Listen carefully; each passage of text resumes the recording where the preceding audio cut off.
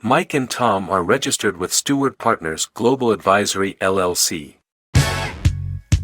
Common Sense Finance with Mike Wiginton and Tom Farrell of HL Wiginton Capital Management, an independent investment and financial planning firm in downtown Jasper. Mike is a chartered financial analyst charter holder, and Tom is a certified financial planner professional. They are here to discuss and give their thoughts on current financial and economic matters. Now, with Common Sense Finance, here are Mike and Tom. Hey everybody, and welcome back to another edition of Common Sense Finance. This is Tom Farrell. I'm Mike Wiginton. So I'm a little uneasy about this idea we have for a set of podcasts. I think I'm going to name them The Tom Farrell Interviews, kind of like that series on Netflix, like a serial killer, how to catch serial killers.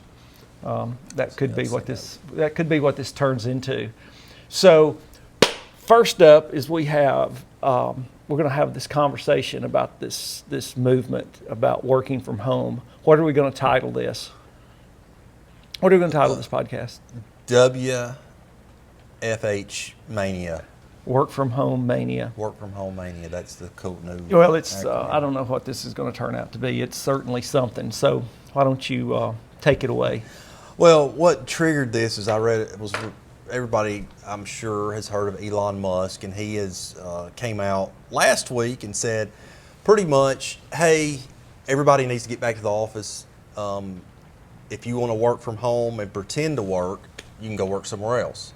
And if you're not back in the office, I'm assuming that you have resigned your position, basically. So, and that tweet was directed toward the executive staff. He said, at least 40 hours minimum in the office. That's what the factory workers. So and first of all, it could be for everybody. It doesn't have to be just the executive staff, but that kind of got downplayed. Yeah, and now obviously these are all people that could perform some of their function from a remote location, whether it's at home or wherever.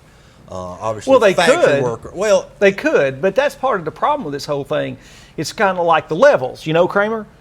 Okay, yeah. I know that it's possible, possibly, it's possible, but will you, as a real, live human being, will you do and work just as diligently and productively at home? Okay, whatever that means, home, whether that means at the beach under an umbrella, walking your dog, playing with the kids, whatever that means, working from home, will you do that as effectively as at the office? But anyway, go ahead. I didn't mean to interrupt you. Yeah, well, I was going to get to that later, but we'll talk about it. We'll go ahead and talk about it because for the very small percentage of people, and some of you may be working from home, that actually are productive and do what they're supposed to do and are take the initiative. And I think it's a very small percentage based on my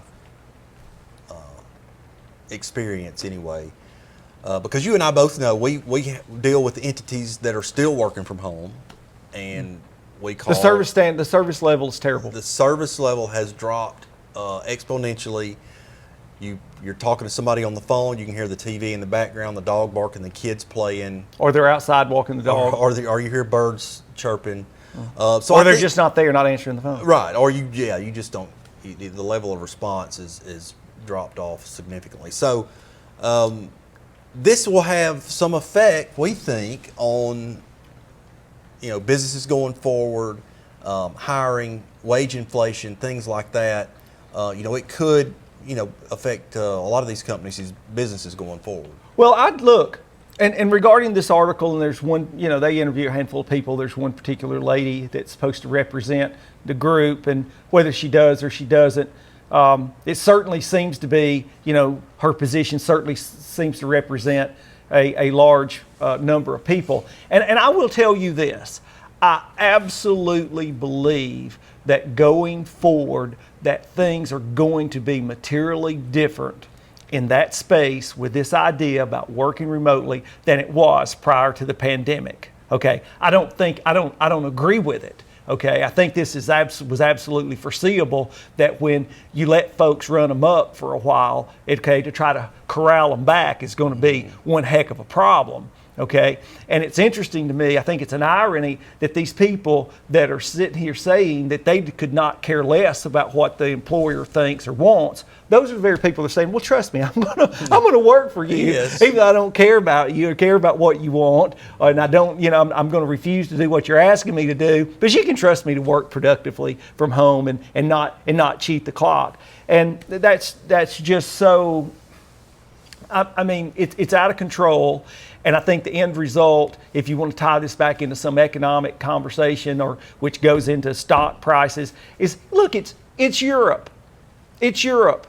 I mean, does anybody want to debate that in those beautiful places in Europe that all you Americans sit around and dreaming about, that you want to go and to Paris or whatever, okay, that they work 4-hour days, they take 2-hour lunches. As a matter of fact, most of them, they say, well, I'm going to have a bottle of wine for lunch and I'm not coming back after lunch. The workforce, their productivity's low, okay? They actually in Europe still have legitimate enterprises that are, that are publicly traded stock and actually do some good, but productivity-wise, I mean, that's why stock performance, and you can argue about this, and I'm at odds and have been at odds for years, well, with a lot of people, but in particular the financial community and their analysts and so forth, and talking about exposure to foreign markets. Well, the reason they haven't kept up with the United States is because they're not as productive and they're not as profitable. Yep. Those are just the facts. And I don't know why we have to skirt around that, why we can't talk about it, except, if you address some sort of new age movement, you're painted as some evil character, like a serial killer, which is what these interviews are about. Yeah. I'd like to be a serial killer of these ridiculous ideas. But don't go back to work. Do what you want to do, lady. That's what I say to her. And she's sitting there saying, well, I'm spending all this time with my son during the day. Well, hold on a second. I mean, she says that in the article. Yes. Well, is that not, and I guarantee you that, and I don't want to go too far on this, but I'm telling you it's a part of a movement that I think is going to be entrenched after this is all said and done forever. But I guarantee you she's one of the same, in that same crowd that's talking about income inequality. You find any irony in that? Probably. Oh, sure. And the thing of it, most of these, and I think it's at that age group. I may be wrong. I'm sure it spills over to all demographics, but that age group, the early mid-20s to late 30s, early 40s is. I don't know what does she look like to you? I mean, she's a 40-year-old for sure. She's no 30s. child. She's late 30s. I'll give her the benefit of the doubt. Okay, but, whatever. But over 75% of those people rank working from home as one of the biggest things they're looking for in a career, being able to work from home. So that's something I think that's going to continue to be with us in some form or fashion. So what's going to happen from that, when there's the rub and maybe they don't have as much leverage, maybe some of these companies start laying people off and they can be more selective and they can require more. And some of these some people were in this article, they interviewed a lot of people, are like, I just can't see myself going in the office for 40 hours a week. Yeah. So, or working 5 days a week. Yeah. Are a lot of those jobs going to end up being outsourced? If it's a job that adds value to the company, is it going to be outsourced somewhere else? Or if it's not a job that adds value to the company, is it just going to be completely eliminated? So. Well, and maybe some of all of the above, but you can only lay so many people off and still run your company. Sure. Okay, and so what happens at the margin is that it's costing you more to do the same, to produce the same number of whatever it is you're producing. It's just costing you more. You're inefficient. I was getting 10 widgets from Johnny before, and now I'm getting 8.5 for this, for more cost. And so, or it's costing me X amount to get 10 widgets. Now it's costing me more to get the same amount. And of nobody widgets. can argue.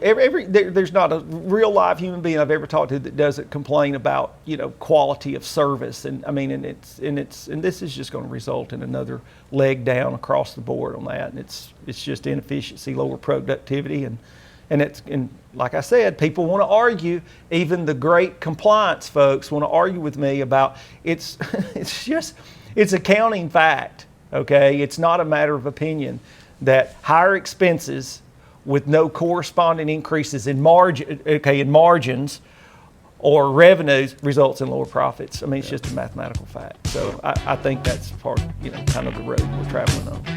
Well, it'll be interesting to see how all this plays out. So with that, we'll see you next time. Just can't believe